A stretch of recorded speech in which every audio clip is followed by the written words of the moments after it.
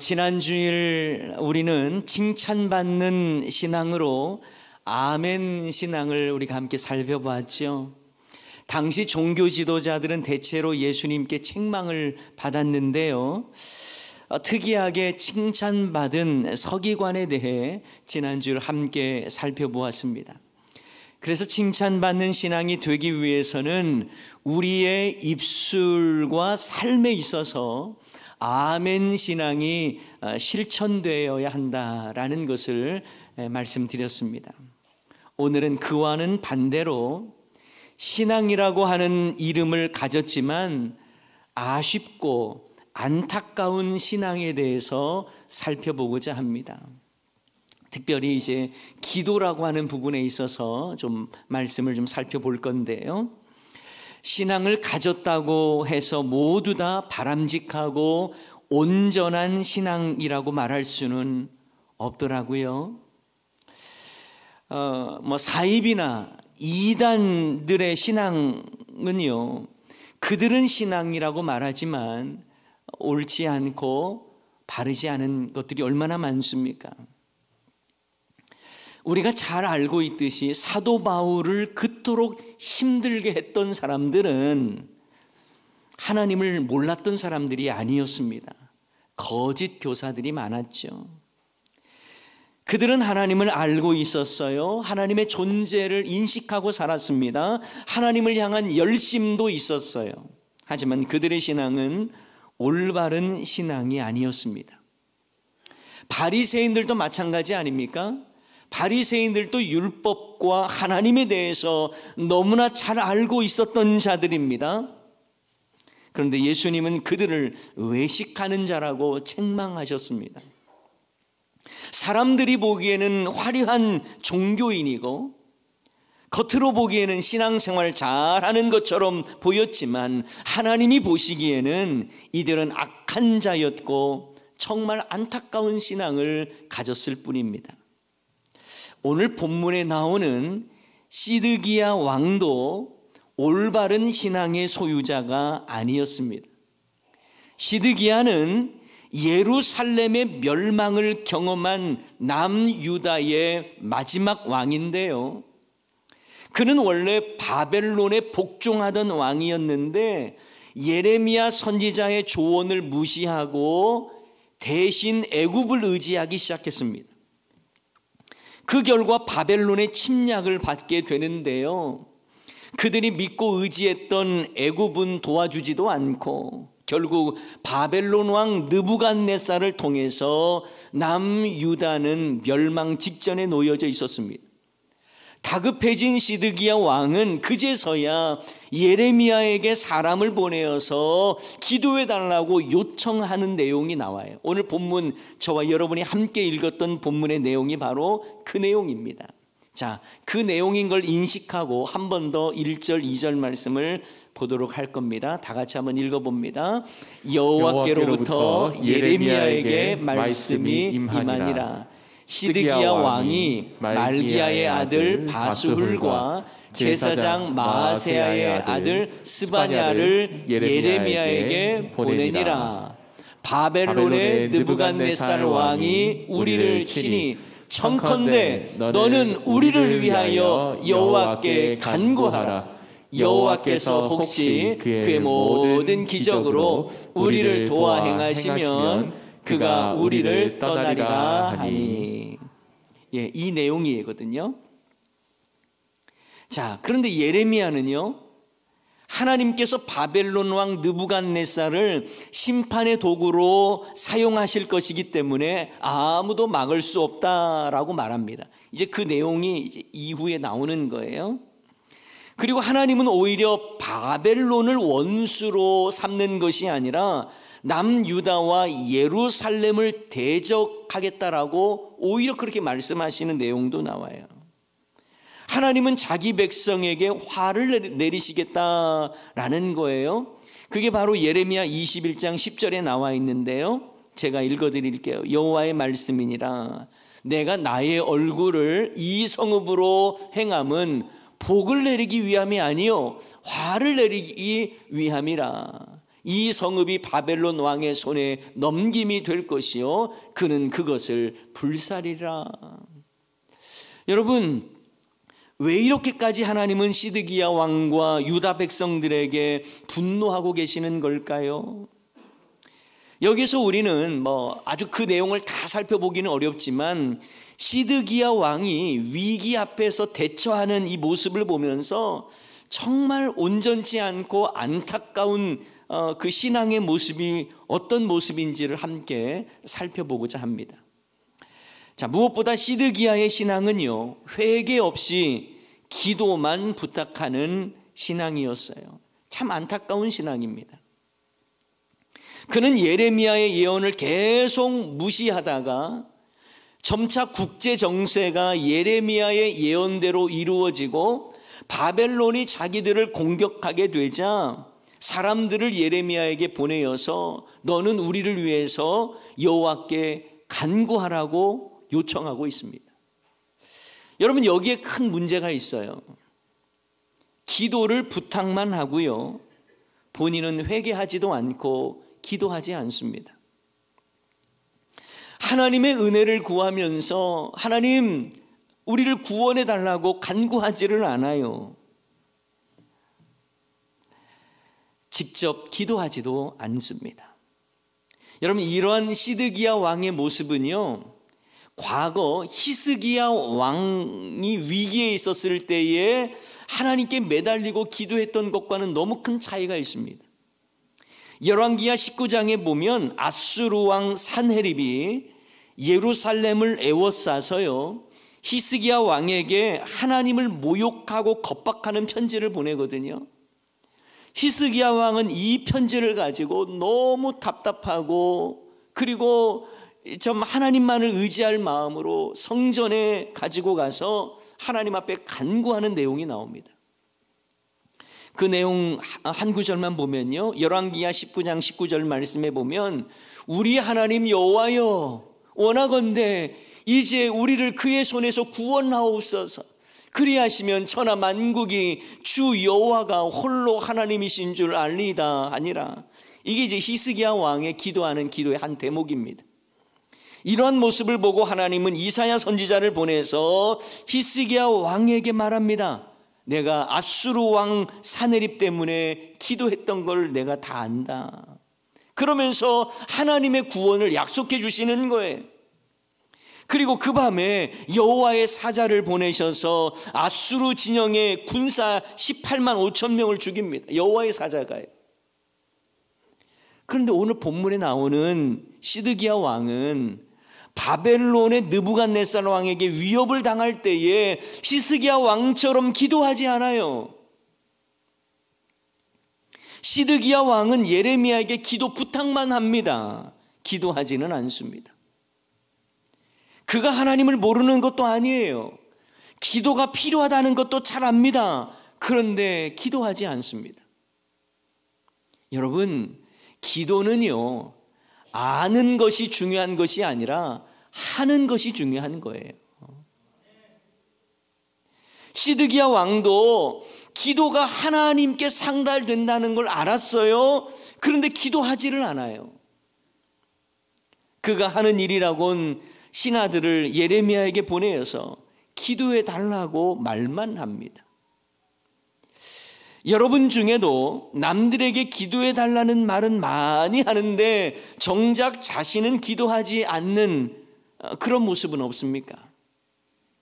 물론 기도 요청하는 건 너무 귀합니다.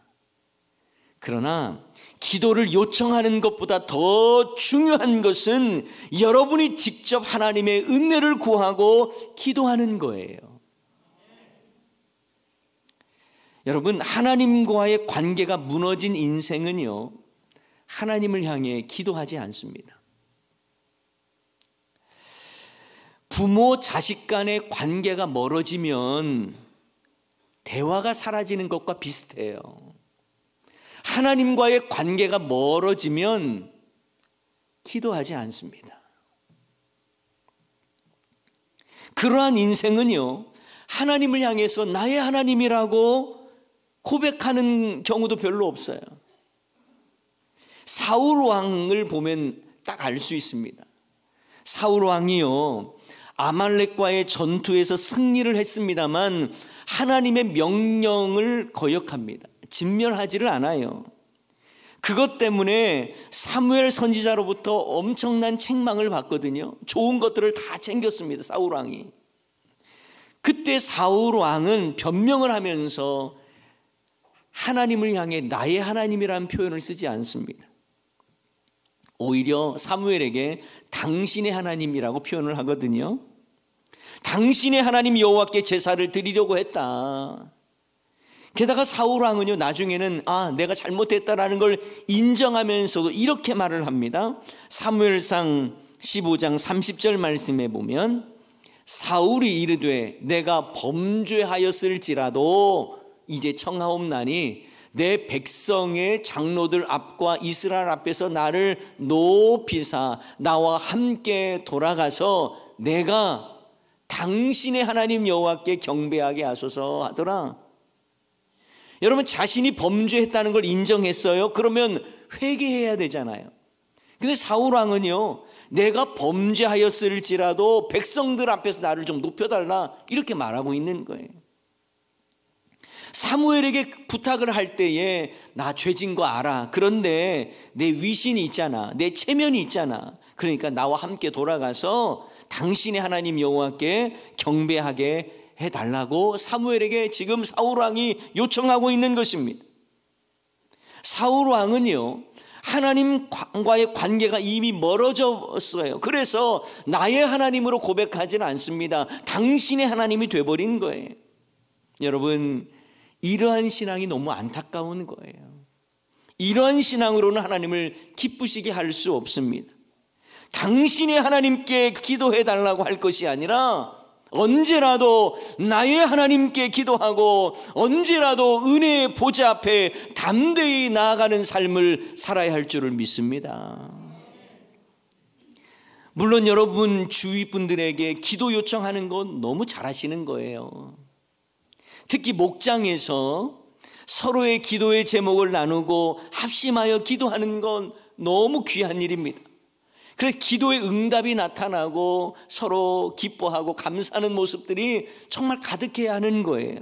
그런데 중요한 것은 당신의 하나님께 기도 요청할 것이 아니라 나의 하나님께 기도하며 하나님의 은혜를 구하는 것이 너무나 중요하다는 걸 알고 언제라도 나의 하나님을 향해 나아갈 수 있는 저와 여러분 되기를 소원합니다. 여러분, 기도하지 않는 것은요, 하나님의 살아계심을 제대로 인정하지 않는 것과 다르지 않습니다.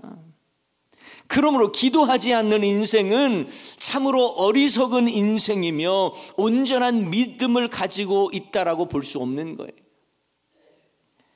우리 주님이 원하시는 믿음은 위기의 상황에서 언제라도 자신의 문제를 직접 주님께 가지고 나오기를 원하는 거예요. 그 문제를 가지고 나오라는 것입니다. 나를 찾으라는 거예요. 내가 만나주겠다는 것입니다. 잠언 8장 17절 말씀 다 같이 한번 읽습니다. 나를 사랑하는 자들이 나의 사랑을 입으며 나를 간절히 찾는 자가 나를 만날 것이니라. 아멘. 기도만 부탁하는 신앙이 아니라 직접 기도하는 자의 모습, 그 신앙이 필요한 것입니다. 우리 모두는 어떤 상황에서도 하나님의 은혜를 구하면서 주님을 찾고 주님께 기도하는 그 우리 안에 있는 열정과 기도의 힘을 잃어서는 안 되는 거예요. 문제를 문제로만 남기지 마십시오. 기도로 승부수를 거셔야 합니다. 자, 이러한 점에서 시드기야 왕의 신앙은요, 안타까운 모습이에요. 너무 안타깝습니다. 기도를 요청할 뿐 기도하지 않습니다. 우리가 앞에서 불렀던 찬송이 있죠. 찬송가 369장에 죄짐 맡은 우리 구주라고 하는 찬송가를, 그 가사를 보면, 여러분이 가사를 얼마나 묵상하면서 불렀는지는 모르겠습니다만 이렇게 되어 있죠. 죄짐 맡은 우리 구주 어찌 좋은 친구인지 걱정 근심 무거운 짐 우리 주께 맡기세. 그 다음에요, 주께 고함 없는 거로 복을 얻지 못하네. 사람들이 어찌하여 아뢰 줄을 모를까. 시험 걱정 모든 괴로움 없는 사람 누군가. 부질없이 낙심 말고 기도드려 아뢰세. 이런 진실하신 친구 찾아볼 수 있을까? 우리 약한 마시오니 어찌 아니 아뢰일까? 주께 고함 없는 거로 복을 얻지 못한대요. 사람들이 어찌하여 하나님께 아뢰일 줄을 모를까? 우리 약한 마시오니 어찌 아니 아뢰일까? 마땅히 하나님을 찾고 구해야 하는데 그러지 못한다는 것입니다. 여러분, 시드기야 왕은 회개도 없고요, 기도도 없어요. 그저 다급하니까 기도 요청만 하고 있는 것입니다. 너무 안타깝습니다. 우리 주님이 원하시는 신앙은 우리의 약함과 문제를 가지고 나의 하나님을 향해 담대히 나아가는 삶인 줄을 믿습니다. 고급 모직을 제조하는 어느 작업 공장에서 벽에 커다란 주의사항이 붙어 있었다고 해요. 작업을 하다 실이 엉킬 때는 즉시 소장을 찾으시오, 호출하시오. 그런데 한 여직원이 일을 하다가 그만 실이 엉키고 말았어요. 그런데 이 여직원은요, 소장을 호출하면 혹시 혼나지는 않을까, 불이익을 당하는 건 아닐까 싶어서 혼자서 실을 막 풀어보려고 했는데 풀려고 하면 할수록 더 실이 엉켜버리는 거예요. 급기야 더 이상 손쓸 수가 없어서 소장을 불렀습니다. 소장이 엉킨 실을 풀어주자 여직원이 사과를 해요. 죄송해요, 소장님. 전 실을 풀기 위해서 최선을 다했는데 뜻대로 되질 않았어요. 그러자 소장이 벽에 있는 주의사항을 가리키면서 이렇게 말을 했다는 거예요. 아니요, 당신은 최선을 다하지 않았어요. 실이 엉키면 할 수 있는 최선은 바로 나를 부르는 거예요. 마찬가지죠. 우리 인생에서도 큰 어려움을 만났을 때에 우리가 해야 할 가장 큰 최선은 무엇일까요? 하나님을 찾고 하나님께 기도하고 간구하며 맡겨드리는 것인 줄을 믿습니다. 내 힘 의지하면서 기도하지 않는 것은 진정한 최선이 아닌 거예요. 믿음의 사람은요, 어떤 상황에서도 최선이라는 말을 쓰려면 먼저 하나님께 간구하는 것, 여기에서부터 출발해야 할 줄을 믿습니다. 예전에 우리 선배들은요, 참 하나님 앞에 전적으로 매달리는 기도가 있었어요. 울며 불며 하나님의 도우심을 구하고. 그런데 그런 모습을 보면요, 때로는 참 왜 이렇게 무기력하신가 그런 생각도 들었어요. 아니, 기도한다고 되나? 어떻게 저렇게 교회 가서 막 매달린다고 되나? 빨리 직접 나가서 문제를 해결해야지, 이런 생각도 들었어요. 그런데 여러분, 참 그렇게 무기력하게 보이는 방법처럼 느껴졌지만 그분들은 주님께 나와서 매달리고 울면서 간구하면서 하나님께 받은 응답도 컸고요, 간증도 컸고요, 은혜도 충만했어요. 그런데 점차 우리는요, 하나님을 의지하기보다 내 방식대로 살아갈 때가 참 많습니다. 내 힘 의지하며 살아가는 것이죠. 김환영 시인의 울곳이라고 하는 재미있는 시가 있어요. 울곳. 할머니 어디 가요? 예배당 간다. 근데 왜 울면서 가요? 울려고 간다.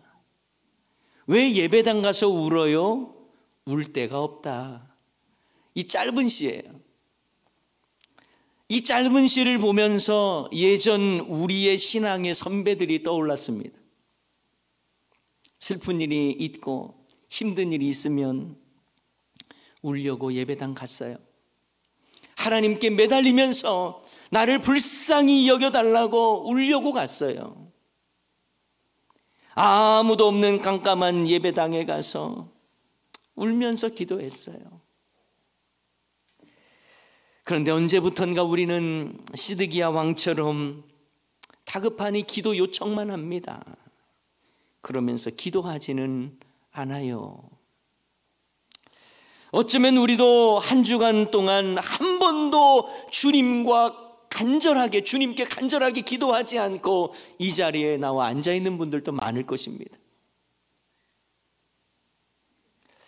목장에서라도 함께 기도 제목 나누고 기도하고 은혜를 나눴으면 더 좋을 텐데 그것조차 없고, 나에게 주어진 문제를 주님 앞에 가지고 나와서 가슴 뜯으며 기도하며 하나님의 은혜를 구했던 그 눈물 흘리고자 울부짖었던 그 모습조차 없이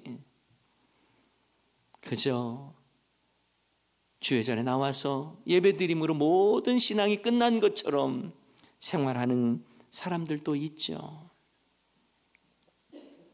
사랑하는 여러분, 우리 주님이 원하시는 것은 나를 찾고 구하라는 거예요. 만나주겠다는 거예요. 언제라도 만나주겠다는 거예요. 예레미야 33장 3절 말씀, 우리 잘 아는 말씀이죠. 다 같이 한번 읽어볼까요? 너는 내게 부르짖으라. 내가 내게 응답하겠고 내가 알지 못하는 크고 은밀한 일을 내게 보이리라. 아멘. 부르짖으라는 거예요. 보이시겠다는 거예요. 사랑하는 여러분, 우리의 신앙이 하나님을 찾고 구하며 부르짖는 신앙 되기를 소원합니다. 힘들어도 괜찮아요, 뭐 버틸만 해요, 이런 어떤 양반식 신앙이 아니라 하나님의 은혜를 사모하면서 간절히 찾고 구하고 부르짖는 신앙, 그 신앙이 주님이 원하시는 신앙임을 믿으시기 바랍니다.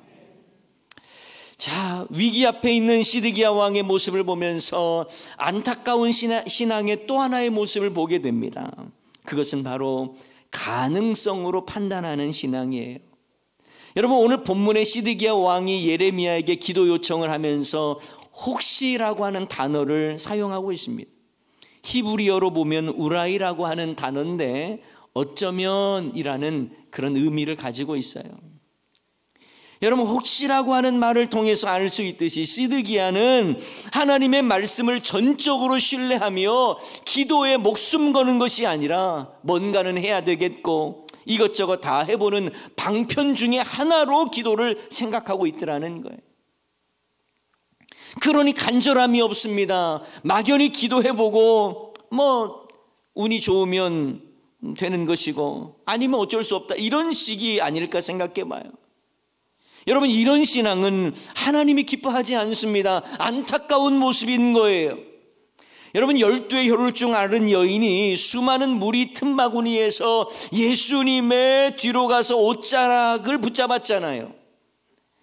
예수님의 옷자락이라도 잡으면 낫겠다고 하는 간절한 마음으로 예수님의 옷자락을 잡았을 때에 놀라운 치유의 역사가 임했다는 것을 기억해야 합니다.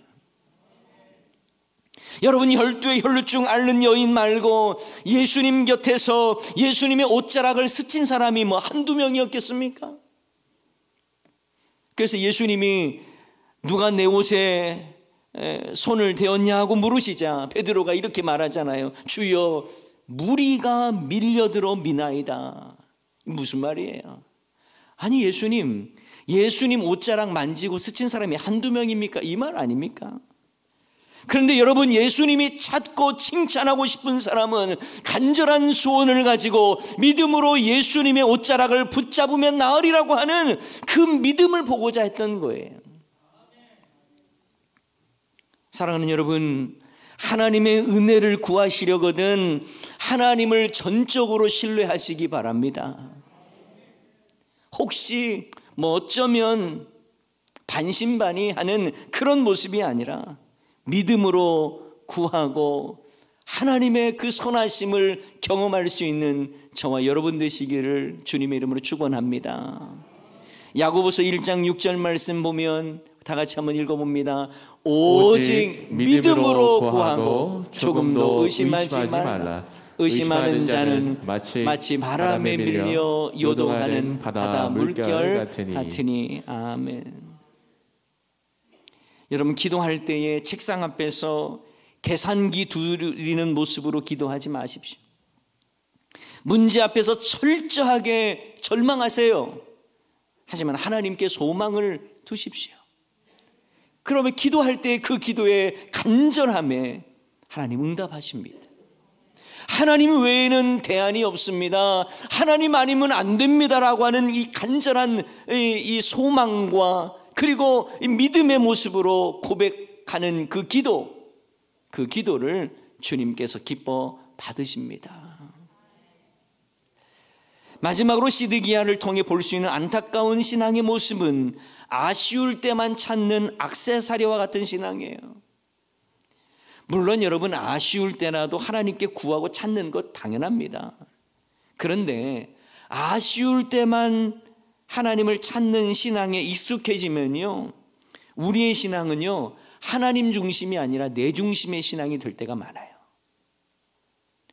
하나님 중심의 삶이 아니라 내 상황에 따라서 내가 아쉬우면 그때 가서 내 중심의 신앙이 되거든요. 어떤 분은 평상시에는 전혀 신앙생활을 하지 않다가 담임 목사 추천서가 필요하다며 찾아오는 분들이 있어요. 그리고 자신의 필요가 채워지면 그 이후에는 또 교회 나오지 않습니다. 어떤 분들은요, 자녀 진학이나 남편 진급을 위해 간절히 기도하다가 이제 진학과 진급 시즌이 끝나면 기도하지 않습니다. 마치 기도를 특별 행사처럼 하려고 하는 분들이 있더라는 거예요. 이런 분들의 신앙을 저는 액세서리 신앙이라고 말하고 싶어요. 액세서리란 항상 달고 다니지 않고 야외 나갈 때나 특별한 때만 착용하지 않습니까? 마찬가지로 하나님을 찾고 구하고 의지하는 것이 그저 아쉽거나 필요할 때만 신앙을 붙잡는 거예요. 여러분, 이런 액세서리 신앙으로는 하나님을 감동시킬 수가 없습니다. 하나님의 기쁨이 되지 못하는 거예요. 그래서 이런 모습들을 보면 아쉬워요. 안타까워요. 사랑하는 여러분, 액세서리 신앙에서 벗어나 하나님의 은혜를 날마다 간절히 찾고 구하는 저와 여러분 되기를 소원합니다. 주님 아니면 안 됩니다. 내 평생 주님을 의지하며 주님 붙잡으며 살겠다고 결단하시기 바랍니다. 그래서 우리의 신앙이 더 이상 안타까운 신앙의 모습이 아니라 잘했다 칭찬받는 저와 여러분의 신앙이 될 수 있기를 주님의 이름으로 간절히 축원합니다. 이 시간 우리 함께 말씀 기억하며 찬양하겠는데요, 원하고 바라고 기도합니다. 우리의 소원을 주님께 아뢰면서 나의 힘을 의지할 수 없음을 고백하면서 주여, 내가 주님께 간구하고 기도합니다. 이런 고백을 담아서 이 세상을 살아가는 동안에 나의 힘을 의지할 수 없으니 기도하고 낙심하지 말 것은 주께서 참 소망이 되심이라. 하나님의 꿈이 나의 비전이 되고 예수님의 성품이 나의 인격이 되고 성령님의 권능이 나의 능력이 되길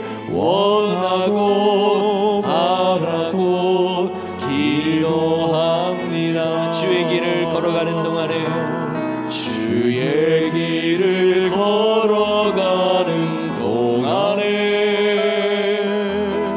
세상에 거두지할 수 없으니 감사하고 낙심하지 말 것은 주께서 참 기쁨이 되시리라. 하나님의 꿈이 나의 비전이 되고 예수님의 성품이 나의 인격이 되고 성령님의 권능이 나의 능력이 되길 원하고 바라고 기도. 우리 1절만 다시 한번 할까요? 이 세상을 살아가는 동안에 이 세상을 살아가는 동안에 나의 힘을 의지할 수 없으니 기도하고 낙심하지 말 것은 주께서 참 소망이 되시리라. 하나님의 꿈이 나의 비전이 되고 예수님의 성품이 나의 인격이 되고 성령님의 권능이 나의 능력이 되길 원하고 바라고 기도합니다. 원하고 바라고 원하고 바라고 기도